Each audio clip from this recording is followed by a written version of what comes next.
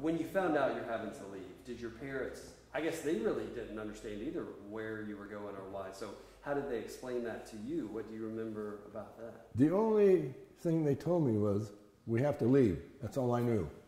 That's all they told me. Wow. So tell me about the trip. You said first you went to a kind of a central place. Okay, first, did you want to know about what that place was like and the life in that? Sure. Okay, well, they came and got us. So they took us to the Fresno County Fairgrounds. This was an armed camp. They had barbed wire all the way around. They had guard towers with guards up there, you know, with their guns. And they even had foot patrols, soldiers foot patrolling the perimeter of the camp. So you go into this place, and the first thing they do is assign you to a barrack, if you can call it that. We had huge gaps in the floor, weeds coming right through. Now, the second order of business, they give you mattress covers, and they tell you where to go to get the straw to fill the covers with. And you had to make your own mattress that way. And that night, everybody got bitten by fleas and ticks and whatever else was in there. So that was welcome to Fresno Assembly Center. And I remember it was just deathly hot. Fresno is a desert. It gets to be sometimes over 110 degrees in summer. And this was summer. Absolutely no cooling facilities whatsoever. Electric fans were considered contraband. But right away, our parents, they considered education extremely important. So they started school. And I remember we had to go to school in horse barns. And I sat on bales of hay for my chair. But I tell you, I still remember how hot it was, and there's no way to cool off. And one time I was playing catch baseball, and we were wanting to stay away from the fence, but somehow accidentally went with the fence. Now I had a problem here, how to get that ball. So I knew I wasn't supposed to go out there, so I waited until the soldier came by on foot. I asked him to get the ball for me, he refused. So like a stupid kid, I says, well, can I climb the fence and go get it? He told me, back away or he'll shoot me. I never got the ball back. And How then, long were you there? We were there probably 3 to 4 months, a very short time. These assembly centers weren't meant to be permanent camps or anything, just very temporary. That's why they didn't put any effort into building anything decent. Now, we had barracks. Some of the camps were different. They were in horse stables. They kicked the horses out and put the people in. So when you left there, did you leave by train to Yes. come here? Or? We left by train, if you can call it. They were rickety old trains. You put the blinds down as everything else. And then it was a sad moment because as we were pulling out slowly, we could see our home disappear. But the first stop was in the desert. They let us out, stretch our legs. You know, everybody got off on one side of the train, and another line of military there were rifles. And my kid brother was, probably something like 2 months old, still fed by bottle. So mom had a couple of dirty bottles. She didn't have any water to rinse them out with. So she started walking to look for hot water. And one of the guards had raised his rifle, aimed at her, finger on the trigger, and told her, "Stop, or I'll shoot you." And she explained she needed hot water, so she kept on walking. I would have stopped dead in my tracks. But, boy, that shows you how far a mother would go for her child. Now, later, after we got on that train, here comes that conductor skipping down the aisle. And he goes to my mom and he forcibly grabs those 2 dirty bottles out of her hand. And he said, "Don't worry, I'll be right back. I'm going to rinse them." And we waited quite a while, I thought, anyway. And I asked my mom, "Do you think he stole those bottles?" She says, "No, he wouldn't do that." And sure enough, he came back. The reason he took time was he sterilized them. And he did that repeatedly for the remainder of the trip. How long was that trip? I don't remember exactly. I lost track of time. They make you keep the shades down. You don't even know when it's day or night. But it must have been 4 or 5 days because we had the lowest priority. whenever some other train wanted to go through, they shut us to some side rails. We just have to stop and wait there. So we did that a number of times. But it must have been several days. So then when you got here, I guess the shades are lifted, you come out. What did, tell me about that. What was that experience like? My immediate reaction, wow, look all the space here. The camp was not yet completed. They're still working on it. The people are still constructing, they're still digging the drainage ditches crisscross the camp. But immediately, this is better than what we had where we came from. That's the first impression I had. So I guess maybe that changed. Did that change over time did you realize you weren't choosing to be there? It was not your choice? Well, one thing you have to remember, I was 9 years old, a kid. I don't reason that way. All kids my age, I don't care where they are or how bad the situation, all we think about is, hey, how are we going to amuse ourselves? How do we have fun? Those worries were our adult worries. I can't comprehend that at that time. So how did you occupy and entertain yourself? Okay.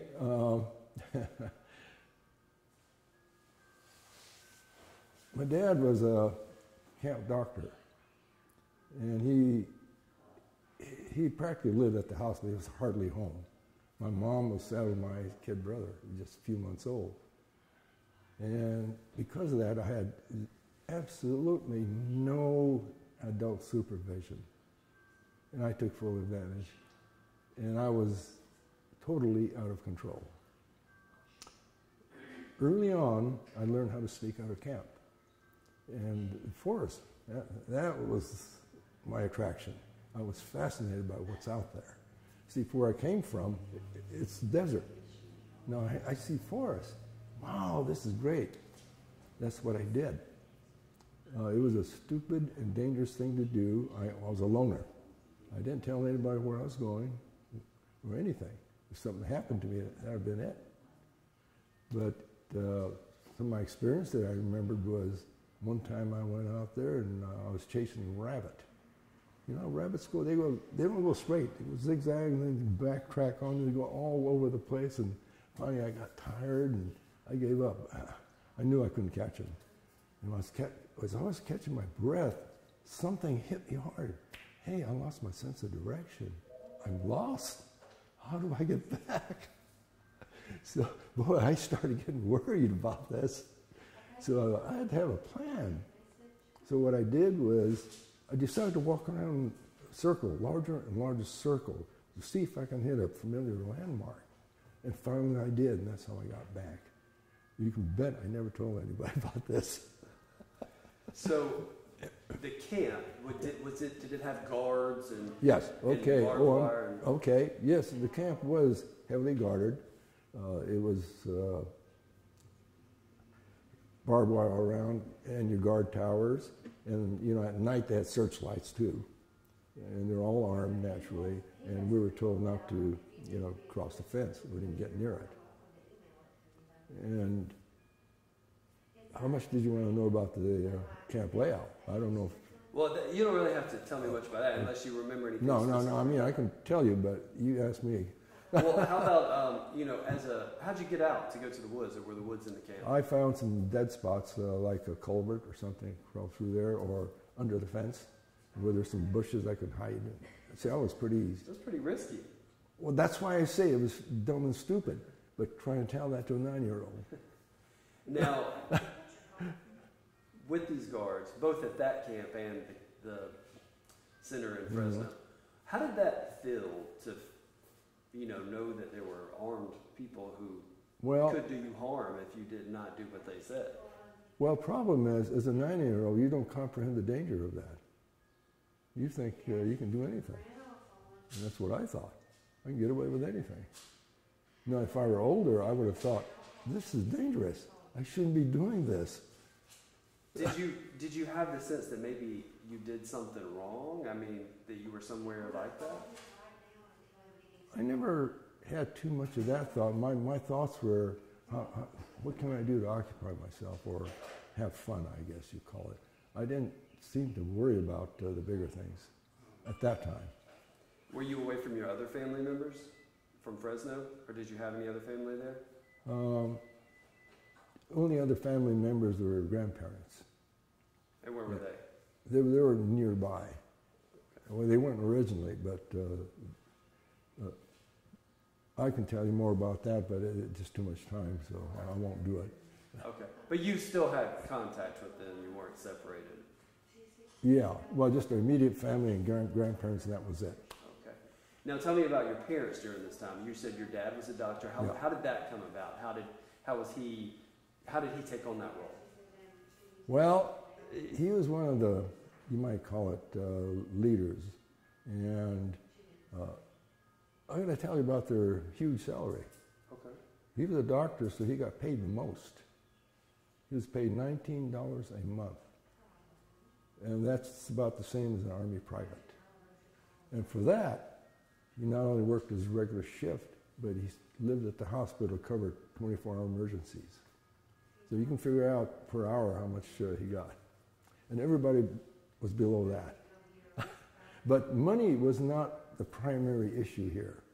And I give tremendous credit to the adults for this. They were bound and determined to create a society and a community just like it were outside the fence. And they all pitched in with their expertise. Many were unpaid, but everybody just pitched in. Then we had a smooth, tight-knit community operating. So, I mean, it became like a little home, like it was your home. You said. Well, it was my dad put it. Make the best of it. So, tell me, is there any other stories that stand out as far as when you were there that you kind of remember all this time later? Well, I mean, as a kid, what I did. Well, I know one time I snuck out again, and I see this look like a little round mud ball on the ground. I said, I think I'll kick it to see how far it'll roll.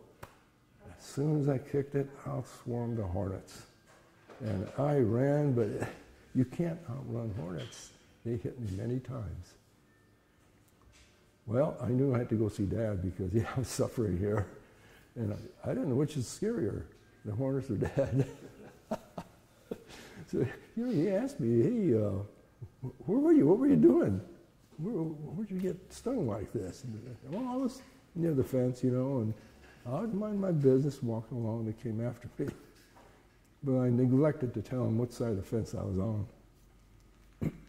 And then in that camp, too, I learned to, how should I say, fish for rats. You ever hear of that? Barracks, they were elevated several inches above ground to let the ventilation go through so the wooden floors wouldn't rot. Well, there's rats under there. So I rigged up a little deal there. I got a pin and made a little hook, tied spring to it, and put bait on nice and throw it under the barracks. And watch the spring move, and I'm trying to yank and snag them. That's what I call fishing for rats. I did that. So what did you do with the rat when you found it? Pardon me? What did you do with the rat when it came out? I never caught anything. They outsmarted me. They always took with bait. And then they couldn't hook them. So I saw in the museum that sometimes people in the local town maybe felt like the people that were in the camp were treated better than them or had better conditions than them. Did you ever experience anything like that? Personally, no, because I was too young to comprehend all this. But later, I had heard this and I was in shock. Well, I can understand this, thinking about this. Yeah, here we were given things.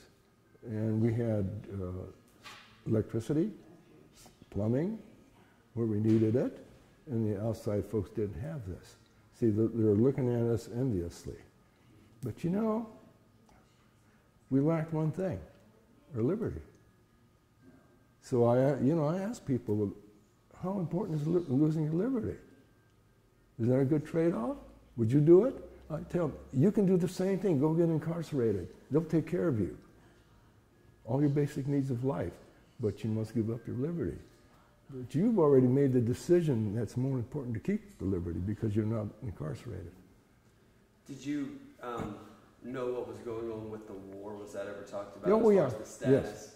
Oh, yeah. It's yeah, we were kept apprised of what's going on. So when things started to wind down and you knew that the end was near and you were going to be maybe going home, tell me how all that came about and what you remember about that. Can I say something before that? Yeah, sure. Okay, I wanted to emphasize something here. All through the war and even during the camp, in spite of what happened to us, patriotism never failed. Okay? One day, there was a call for servicemen to serve in the military. Thousands volunteered from behind barbed wire. And one group, they formed the 442nd Regiment. I don't know if you heard of them. The training camp, Shelby, Mississippi. They became the most highly decorated and the most bloodied of all regiments in history. I'm going to throw out a little story. I got to tell you this. Okay. My uncle was in 442nd, Uncle Harry Kuroiwa. The reason I'm pointing this out to you is his is the most unusual story. Hardly anybody in that regiment ever got captured because they were advancing. Well, one day he was in a big fight at night, he tells me, it was raining, dark, his platoon leader got injured. So he volunteered to take his platoon leader to get some medical help. And he says, well, they stumble around, you know, for a while, and finally they saw an aid station. So they made a beeline for it. Well, the problem is, it turned out to be a German aid station. That's how he got captured. And then the Germans, they were so fascinated. Here's an Oriental guy in American uniforms. So interrogated him for several days. So I had to kind of throw that in. Now, there's another group of people who volunteered, military intelligence service. This is kept a secret for many years. There's thousands of them that serve in the Pacific. And their job was as interpreters, translators, even with the frontline troops. And they were credited with shortening the war by 2 years and saving tens of thousands of American lives. But as I said, this has kept the military secret all this time. It's now just coming out. Their exploits are coming out now. So your uncle, was he here at this camp? Yes. And then he volunteered? Volunteered, yes. So why did he want to do that? Did he ever tell you, or did you No, but I mean, it's understood. I mean, you're patriotic. They need help. They're going to help to help toward, the war effort. Now, even the civilians that were left behind, they were encouraged to help, and they did. They made war materiel for the war, like camouflage netting. And there's a camp in Colorado, Amache, Colorado. They printed 80% of all propaganda posters that were printed in this country during the war. And there were farmers that did the same thing. And here I am. I'm going to tell you my story about this. 90-year-old kid, you think, well, what could he do to help the war effort, right? Well, the call came for purchasing war bonds. Well, nobody had any money in the camp. I carefully saved every penny, and I used to buy the savings stamps. And one by one, I put them in this little book. And after about 3 years, I finally filled that book up. And I was proud. I ran to the post office, and I traded in for a war bond. Finally had a war bond. I was so proud of that, I still have it. I never cashed it in. What did that mean to you, to be able to participate and support? Well, it meant that here I am, a young kid. This is the only way I can support the war effort. And I was very proud of this. And as I mentioned, I was so happy with this that I never cashed it in. I still have it. Wow. How many others didn't ever cash their bonds in? Now, as an adult, yeah. Looking back, I mean, at the time you probably didn't think about it being 9, but as an adult looking back, you have such a good attitude about the fact that you were taken from your home and your parents were taken from their life and put in this camp, but then that patriotism was unwavering. It's almost like somebody who wasn't put through that situation would think, how could that even happen? How could somebody still maintain that faith and hope in their country? Well, the way my dad put it, he said, this is our country. And this is the best way to show our patriotism. Now, if we had revolted, it caused trouble, well, we said, hey, look at those guys. They deserve to be in there. And that was his attitude. Okay, thank you. Now, going back to, when everything was winding down and you kind of saw the end coming near, how did you find out you were going to be leaving, and what do you remember about that time? I remember that it wasn't very, we didn't get a long notice on this thing, but we were among the last to leave. And again, I was 12 by that time, pretty wise. But other than that, everybody was happy to go back, or they thought they were happy to go back. And did you want to know how it was going back? Yeah. Okay, this is resettlement, we call it. Most of us went back to the West Coast where we came from, and we were not welcome back. We were not wanted. Severe discrimination. We couldn't get jobs. You couldn't patronize certain stores, and you couldn't live any place you wanted. So there was severe discrimination, and it slowly had to overcome that. Did you have any encounters with discrimination when you got back that you remember? Well, yes. You feel it all the time. The parents naturally felt it more than we did. They couldn't go wherever they wanted. And Dad was a doctor, and he had to make house calls. But he couldn't purchase a car. Nobody'd sell him a car. And stuff like this. And we couldn't go into certain business establishments that wouldn't allow it. Why do you think that is? What did they associate you with that caused okay. The one thing that people don't understand is, why did this evacuation happen? Let me summarize this whole evacuation thing in my words. I think it was unnecessary. There's no justification for it. And it was done illegally through deceit and lies. And because of that, 120,000 of us were made to suffer. Okay, now, going back, why did it happen? That's the most important thing, economics. People think it was because of Pearl Harbor. No. This evacuation was planned before Pearl Harbor. Pearl Harbor gave them the excuse to do this. Now, why is that? The Japanese had the best farms. They had control of the fishing fleets and control of the produce markets. That's what they wanted. They needed an excuse to get them. That's why they gave them 5 days to get rid of it. What do you do in 5 days? Dump it. And they got what they wanted. That's why it happened. And because, how do you do this though? It's propaganda. Anti-Japanese feeling. I don't know if you remember Earl Warren. He later became, at that time he was Attorney General of California. Then he became governor, then Chief Justice of the Supreme Court. You know what his words were during that time as Attorney General? The very fact that there has not been a single act of sabotage proves that they're dangerous. That was a statement.